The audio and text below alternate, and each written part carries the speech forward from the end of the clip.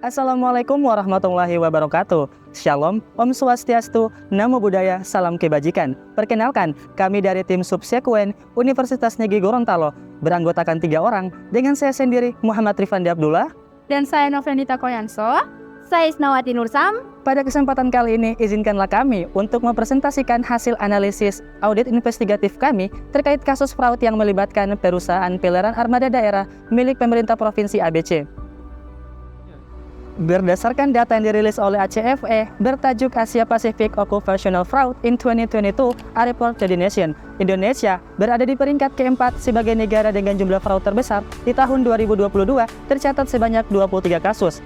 Fraud terbesar di Indonesia adalah korupsi sebesar 64%, penyalahgunaan aktiva atau kekayaan negara dan perusahaan sebesar 28,9%, dan fraud laporan keuangan sebesar 6,7%.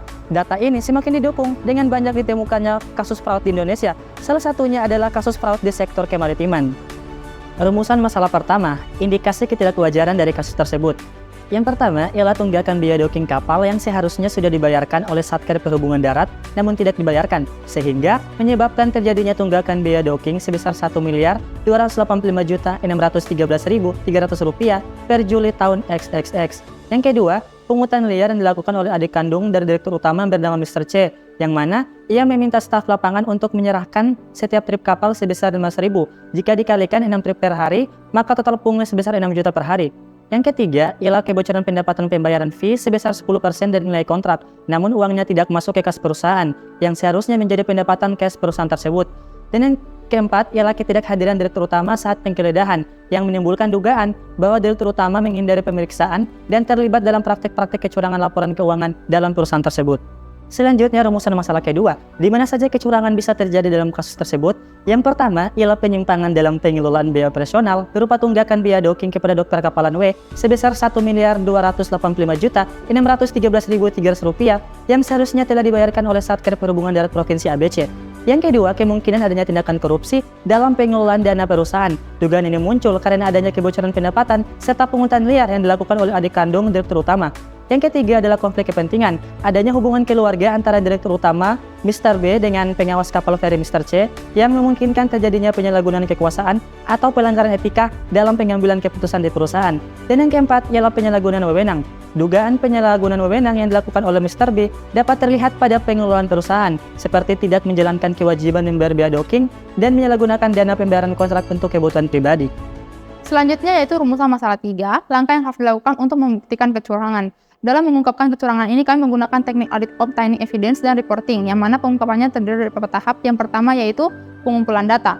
Pada tahap ini, auditor perlu mengumpulkan semua informasi yang relevan terkait penyimpangan yang dilaporkan. Informasi ini bisa berupa laporan keuangan, dokumen transaksi, bukti kontrak, catatan pembayaran, dan dokumen lain yang terkait dengan perusahaan tersebut. Yang kedua yaitu pengujian keandalan data. Pada tahap ini, auditor melakukan pemeriksaan terhadap sumber data yang digunakan dalam melakukan audit investigatif dengan cara auditor perlu mencantumkan sumber-sumber data yang jelas seperti dokumen resmi, laporan keuangan, atau bukti-bukti transaksi lainnya. Yang ketiga yaitu analisis data. Pada tahap ini, auditor harus menganalisis semua data berdasarkan dugaan yang ada, misalnya dengan memverifikasi jumlah tunggakan yang dilaporkan, mengumpulkan bukti yang menunjukkan adanya praktik pungutan liar, serta meneliti aliran yang dana yang masuk ke perusahaan, dan memastikan bahwa fee 10% dari nilai kontrak benar-benar diterima oleh perusahaan. 4. Pemanggilan, wawancara, dan interogasi. Pada tahapan ini, auditor harus mewawancarai dan menginterogasi semua pihak yang terlibat dalam kasus ini, antara lain Mr. B sebagai Direktur Utama dan adik kandung dari Mr. B yaitu Mr. C, untuk dimintai keterangan terkait siapa saja yang terlibat berupa jumlah nilai fraud dan seterusnya. Kemudian yang kelima yaitu perhitungan kerugian. Pada tahap ini, auditor melakukan akumulasi kerugian yang ditimbulkan dari praktik fraud yang terjadi. Perhitungan kerugian ini dilakukan dengan pendekatan komparatif di mana auditor membandingkan data keuangan sebelum dan setelah tindakan kecurangan untuk mengidentifikasi selisih atau kerugian yang timbul. Kemudian yang keenam, yang terakhir yaitu melaporkan hasil temuan audit investigatif. Tahapan terakhir ini dari pengungkapan kasus ini adalah melaporkan hasil pemeriksaan itu sendiri. Pada akhirnya, auditor harus menuliskan seluruh penemuan dalam sebuah laporan dan diberikan kepada pihak yang berwenang. Selanjutnya, rumusan masalah 4, kerugian atau potensi kerugian yang diderita BUMD dari transaksi tersebut, serta pihak yang bertanggung jawab. Yang pertama yaitu tunggakan biaya docking pada tanggal 10 Juli tahun XXX yang menimbulkan potensi kerugian bagi Satker Perhubungan Darat Provinsi ABC, Kementerian Perhubungan sebesar Rp1.285.613.300. Kedua yaitu pungli yang dilakukan oleh Mr. C sebesar 3 juta per hari. Jika diasumsikan pungli ini berlangsung selama 1 tahun, maka kerugian yang diderita BUMD sebesar 1 miliar 95 juta rupiah. Kemudian yang ketiga yaitu kebocoran pendapatan pembayaran sebesar 10% dari nilai kontrak pembayaran KMPA dan KMPB tahun XXX dan tahun XXX. Jika diasumsikan nilai kontrak selama 2 tahun sebesar 50 miliar rupiah, maka potensi kerugian yang diderita BUMD sebesar 10 miliar rupiah. Kemudian yang keempat yaitu kasus seperti ini dapat merusak reputasi perusahaan BUMD di mata publik dan mengurangi kepercayaan masyarakat dan investor pada perusahaan. Hal ini dapat berdampak pada penurunan pendapatan dan potensi mengalami kesulitan dalam pendapatan pendanaan. Kemudian yaitu pihak yang bertanggung jawab. Dalam kasus ini, Mr. B sebagai direktur utama bertanggung jawab atas berbagai penyimpangan yang dilakukan dalam menjabat sebagai pemimpin perusahaan tersebut.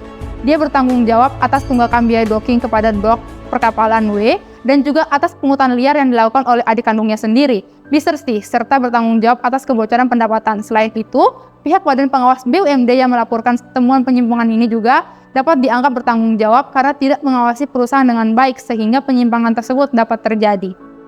Selanjutnya, rumusan masalah kelima yaitu tanggung jawab kami sebagai seorang auditor dalam mengungkapkan kasus ini. Sebagaimana yang tertuang dalam Standar Audit nomor 240 tentang tanggung jawab auditor terkait dengan kecurangan dalam suatu audit atas laporan keuangan, telah dijelaskan bahwa tanggung jawab utama untuk pencegahan dan pendeteksian kecurangan berada pada dua pihak, yaitu pihak yang bertanggung jawab atas tata kelola dan manajemen.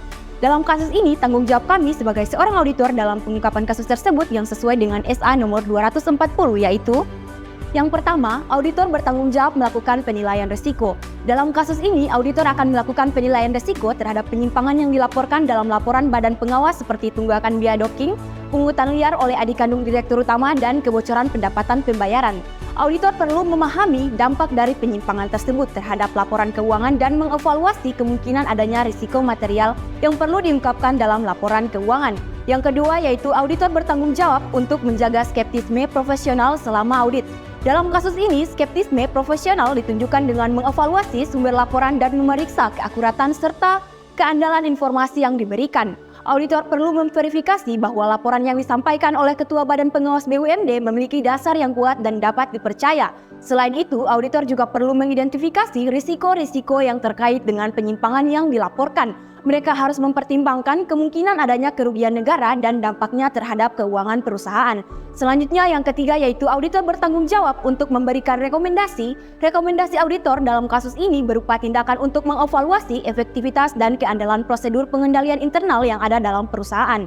Hal ini termasuk prosedur untuk memastikan pembayaran docking yang tepat kepada dok perkapalan W dan penerimaan fee dari pembayaran KMPA dan KMPB. Auditor harus mengidentifikasi kelemahan dalam proses tersebut dan merekomendasikan perbaikan yang diperlukan.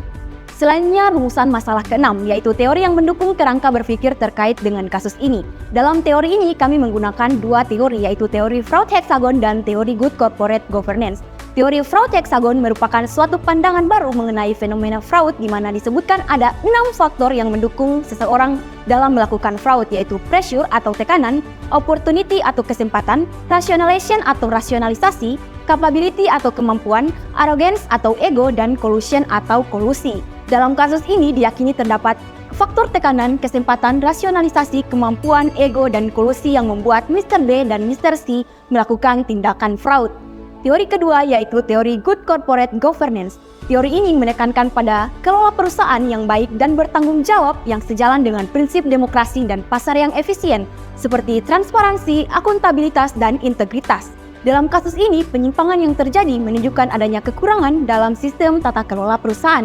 Misalnya adanya kebocoran pendapatan yang seharusnya menjadi pendapatan perusahaan, menunjukkan adanya kekurangan dalam pengawasan dan transparansi.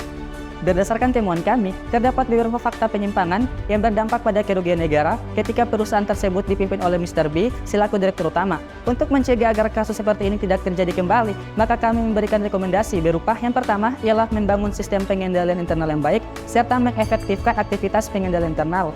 Yang kedua ialah meningkatkan kultur organisasi atau pemegang jabatan. Dan yang ketiga, memberikan sanksi yang tegas sesuai dengan peraturan yang berlaku dan bila perlu direkomendasikan ke aparat hukum. Demikianlah presentasi kami terkait hasil analisis audit investigatif pada perusahaan Peleran Amara Daerah milik pemerintah Provinsi ABC, dan terima kasih atas perhatiannya. Wassalamualaikum warahmatullahi wabarakatuh.